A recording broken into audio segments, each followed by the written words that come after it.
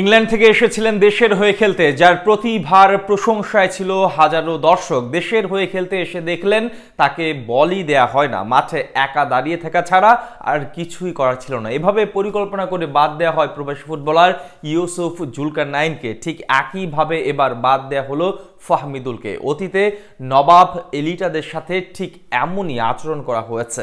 প্রবাসী ফুটবলারদের বিপক্ষে এমন রহস্যময় আচরণের আরো তথ্য জানবো রিপোর্টে। প্রস্তুতি ম্যাচে করেছিলেন হ্যাট্রিক, স্বপ্নের ডালপালা মেলতে শুরু করেছিল দেশের ফুটবল ভক্তদের মাঝে। কথা ছিল 25 মার্চ হামজা চৌধুরীর সাথে অভিষেক হবে ইতালি প্রবাসী ফুটবলার ফাহমিদুল ইসলামের, কিন্তু হুট করে সবকিছু লন্ডভন্ড।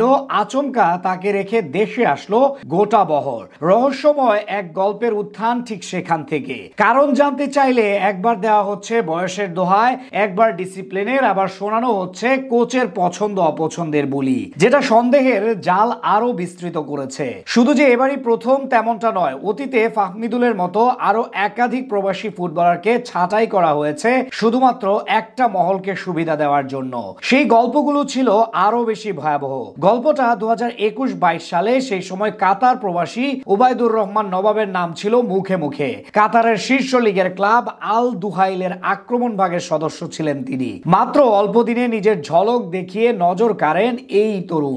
অপার সম্ভাবনা নিয়ে এসেছিলেন লাল সবুজের জার্সি পরে দেশের নামটা উজ্জ্বল করতে। ছিলেন একজন প্রকৃত লেফট উইঙ্গার, অথচ তাকে খেলানো হলো central midfield, left mid, right wing পজিশনগুলোতে। এমনকি শেষে বেঞ্চে বসিয়ে রেখে চূড়ান্ত অপমান করা হলো নবাবকে।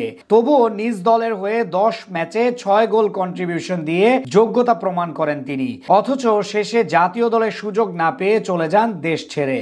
একইভাবে প্রতিভার অবমাননা করা হয় ইংল্যান্ড থেকে আসা ইউসুফ জুলকারনাইনকে। দেশের হয়ে খেলতে এসে দেখলেন তাকে বলই দেওয়া হয় না, মাঠে একা দাঁড়িয়ে থাকা ছাড়া কিছুই করার ছিল না তার। তৃতীয় পক্ষের সুবিধা ইউসুফের ক্যারিয়ার শেষ করে দেয়। তারপর এলিটা কিংসলের গল্প তো সবাই জানি। জাতীয় দলে খেলার জন্য নিজের নাগরিকত্ব পরিবর্তন করেন তিনি। নাম্বার 9 পজিশনে হতে পারতেন সেরা সমাধান, কিন্তু বাংলাদেশ ফুটবল ফেডারেশনের অনিয়ম ও অবহেলায় ঢাকা পড়ে তার ক্যারিয়ার। একইভাবে এবার সরানো হলো ফাহমিদুল ইসলামকে। আগের দিন অনুশীলন করেছেন, প্রস্তুতি ম্যাচে হ্যাট্রিক করার পাশাপাশি নিজের ড্রিবলিং সামর্থ্য দেখিয়ে সবার প্রশংসা কুড়িয়েছেন। অথচ তাকে রেখে এখন সাজানো হচ্ছে ভারত ম্যাচের পরিকল্পনা। আরো একবার এই গোপন পরিকল্পনায় নষ্ট হলো অমৃত প্রতিভা। ঠিক এই কারণে প্রত্যাশা অনুযায়ী সফলতা পায় না দেশের ফুটবল। ক্লাবের নাম দেখে কোচের পছন্দ, ফেডারেশনের কর্তাদের পছন্দকে প্রাধান্য দিয়ে দিনকে দিন বাছাই করা হয় ফুটবলারদের। অথচ এসব ফাঁক ফোকরে হারিয়ে যায় অনেক প্রতিভাবানরা। এভাবে ঠিক আর কতদিন? নতুন বাংলাদেশে কথা ছিল কোনো প্রকার কোটা থাকবে না, কিন্তু এখন দেখা যাচ্ছে পুরোপুরি তার বিপরীত চিত্র। এভাবে আর কতদিন, কত বছর গেলে বন্ধ হবে এমন অবিচার, অপেশাদারিত্ব? সেই প্রশ্নটা রেখে যাওয়া ছাড়া আর কোনো উপায় নেই।